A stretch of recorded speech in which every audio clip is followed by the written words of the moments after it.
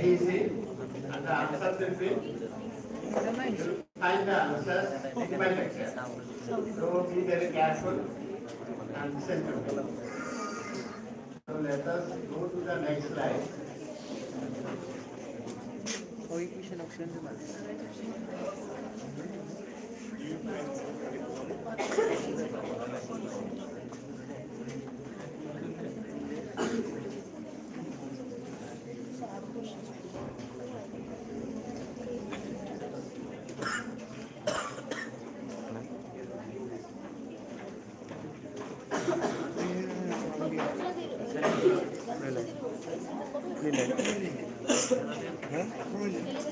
माबा नागिरनो दे माबा नागिरदों police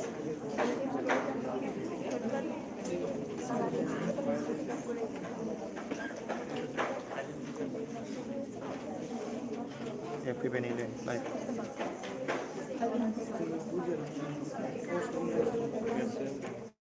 So first of all, let us discuss something about the elements of classroom teaching.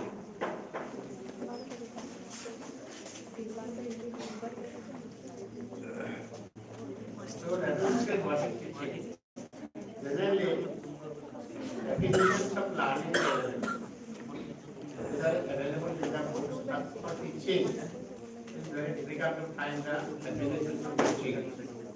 So I have given a three definitions. First is given by H.C. Monishan. He says that teaching is an activity or something that is applied to different persons. One is having more information, one is having less information. He has said that it is more mature person, contact between a more mature person, and it is less under the attention of the lesson. One who is receiving the information from the person, having more information, is getting education. So it is the teaching. One more mature person is there, one less mature person is there. One is having more information and the less having less information is getting the information to himself. This is the H.C. Monishan. Next is teaching is a system of action introduced for this class. We know this. All action which leads to the learning by someone is teaching. And one is with the B.F. Skinner. Teaching is arrangement of audience or enforcement under which the students can learn. So, and what is teaching? It is related to the philosophical education, the psychological education, as well as the social education. So it is very difficult to give a clear concept of teaching. Because all the things which are related to this definition, they are all dynamic, changes from time to time. So it is very difficult to give a clear concept or clear definition of teaching. Because they have to understand something. Now I will show you some very interesting facts related to teaching in class. The first thing is the first thing.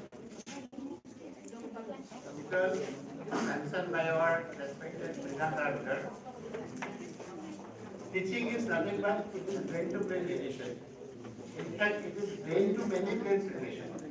In a classroom of 30 or 40, you will have 30 or 40 students, and one student, he has a brain, and there are several brains who are sitting in form of a student, in form of student. So you have to transfer your knowledge from your brain to the students. So in a class of 70 or 80, it is not possible. It is very